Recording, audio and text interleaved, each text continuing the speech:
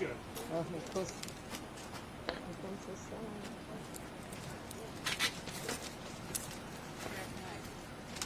Just 1 second. You can stand up there before we start the press conference. Sure. Mic check, 1, 2, 3, 4, 5. Mic check, 1, 2, 3. Are we good? Thank you. I'll tell you when that's ready to go. Okay, is that everybody ready to go? Michael, we all set? Yeah, 1 second. Okay.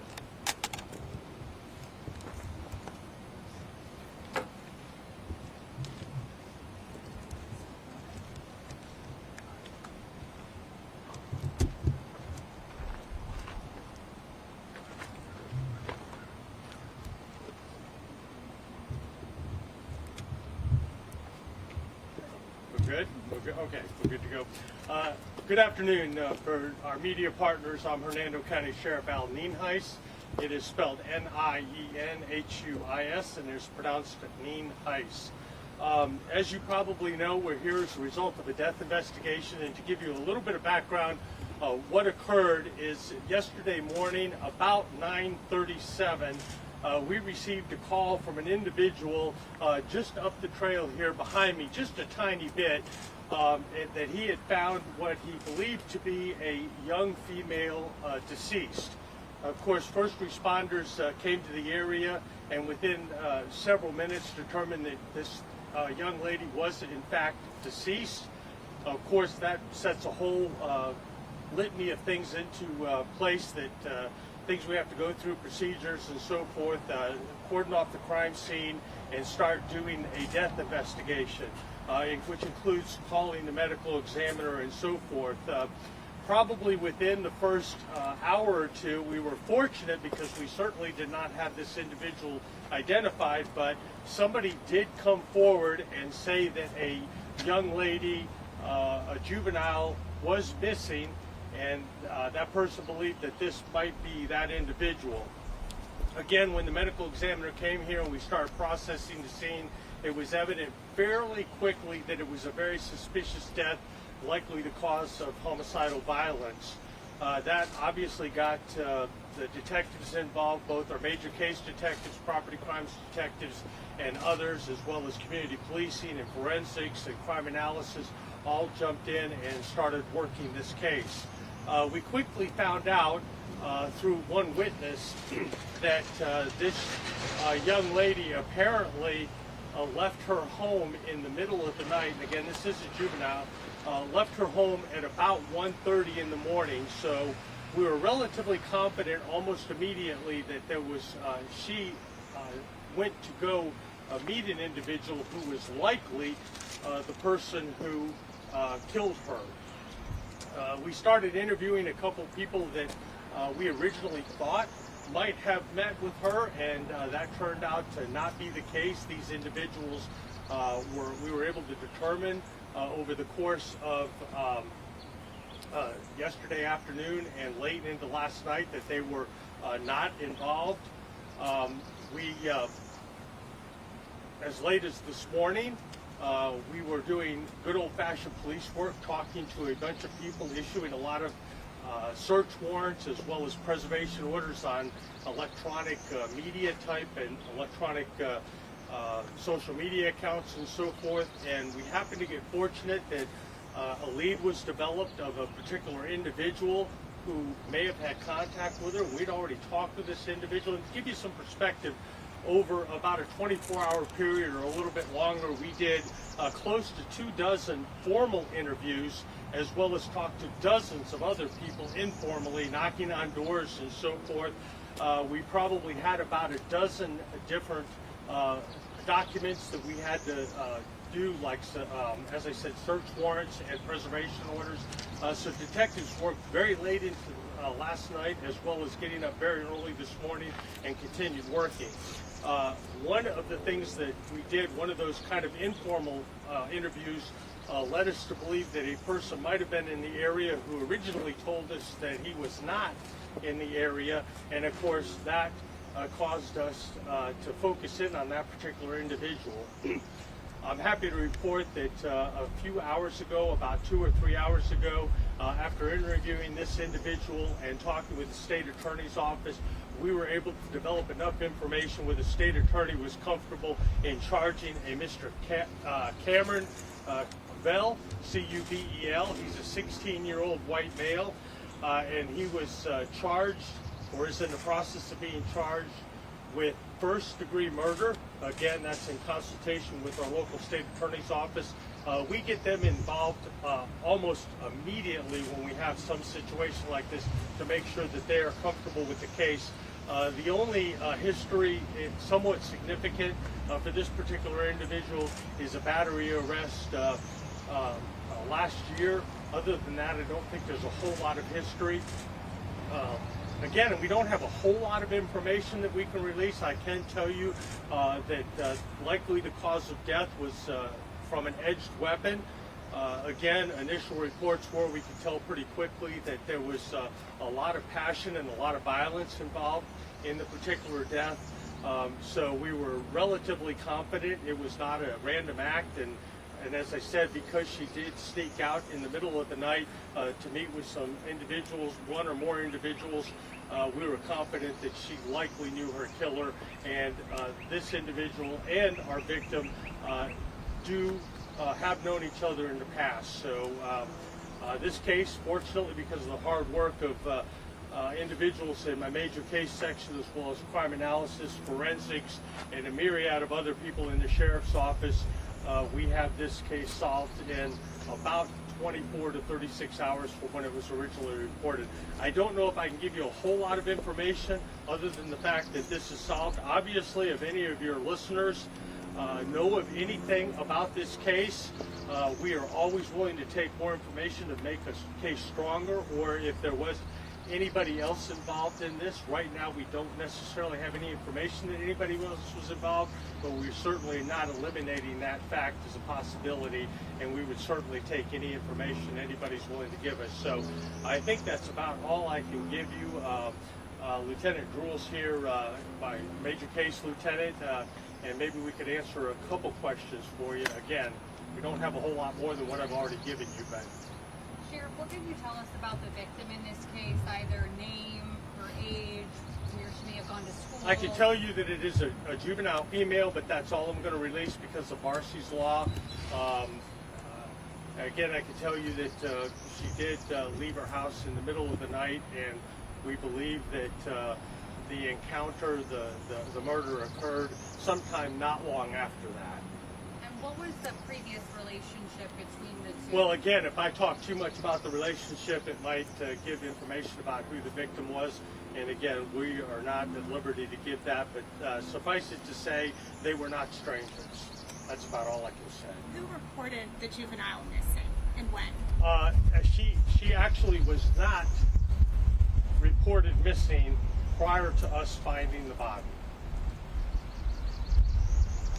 The person who came forward, was that a parent that came forward who said this? Again, if I talk too much about it, I don't want to give away too much information, but somebody did, because of what was going on here at the scene, somebody approached us and said, we believe it might be a particular individual, and it did turn out, after several hours it took us to get the scene processed, we were able to positively identify the victim as that individual, so that did turn out to be the case. But the first indication we had of who the identity of the victim was because of this individual who actually came here, saw the commotion, and gave us that information.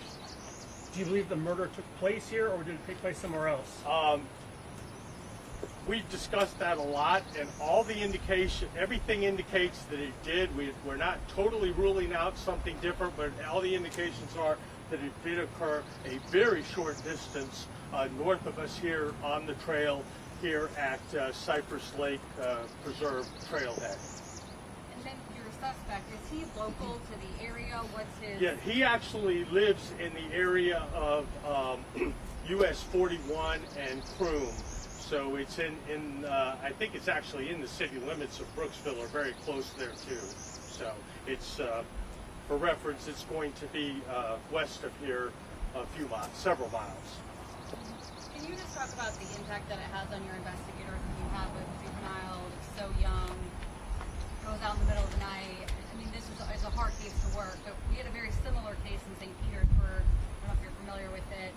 Last month, with another team, ran out in the middle of the night, met a man, and was killed. So I don't know if you have a message or something that your investigators would like to. Well, I think we have a couple messages. Number one, there is no murder that is easy to work. When it involves a young person, I will tell you that it tugs at the heartstrings of everybody involved, whether they have children or not. But if they have children, obviously it's even more heart-wrenching. Young people, and as we like to say, high-risk lifestyles and going out in the middle of the night as a young teenager is certainly high risk, and it certainly does not. We certainly are not blaming the victim. She did not deserve what she got, but from a crime prevention standpoint, it's important to be when you're a teenager. Even as an adult, it's important to be in bed, during the middle of the night, because your chances of being a victim of a crime go down substantially if you're in your own home.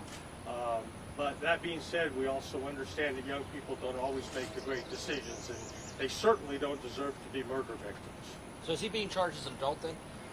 As of at the moment, he's being charged as a juvenile, but in talking with the state attorney, I don't want to put words in their mouth, but in these types of cases, it's very likely he will be charged as an adult if they haven't already done that. I think that's a process they have to go through to adjudicate him as an adult or charge him as an adult, but that's likely going to occur, but that ultimately is going to be up to the state attorney when they get the whole package together. Your investigators for the first-degree murder charge, do they believe it was premeditated?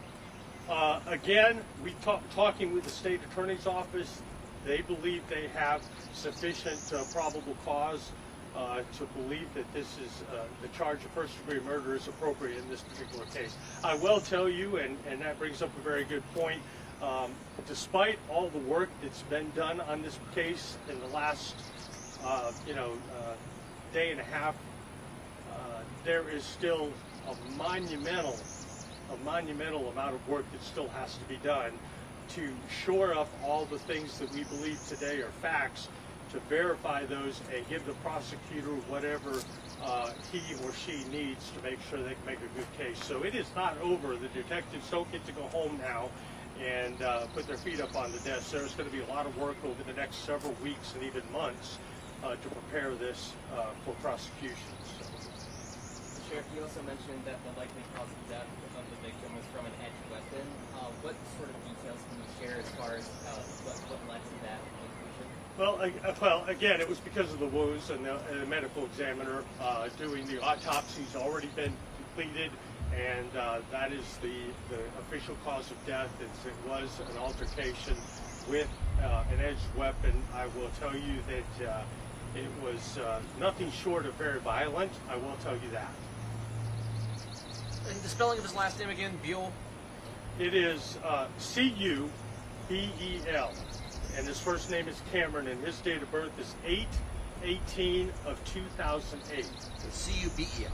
What's that? C-U-B-E-L? C-U-B-E-L, yes, sir. Kabul. And again, for those of you who may not have got it, this is his photograph. Can you pronounce his last name once more? His last name? C-U-B-E-L. Bell. Bell, I guess. Did he go to high school nearby?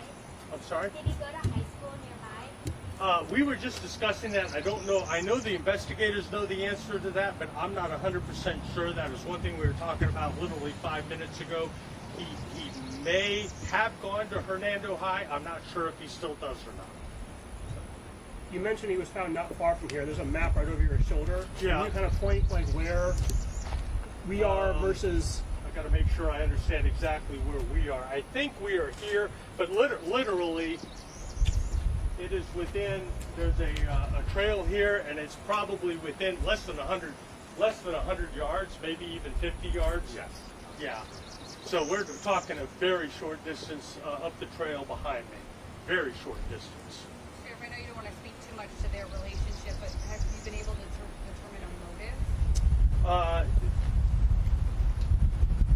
I really don't want to go into that just yet. I know, again, we're still working through a lot of those unanswered questions, and hopefully we'll get answers to as many of those as we possibly can. So, Social media was a big factor in this case. I'm sorry? Social media was a big factor in this case? As far as No, finding this, I would say that the break came from good old-fashioned police work. Okay. Good old-fashioned police work. A whole lot of work combined with a tiny bit of luck, because identifying the individual, I think the individual just happened to be going by. I don't think that they saw it on social media.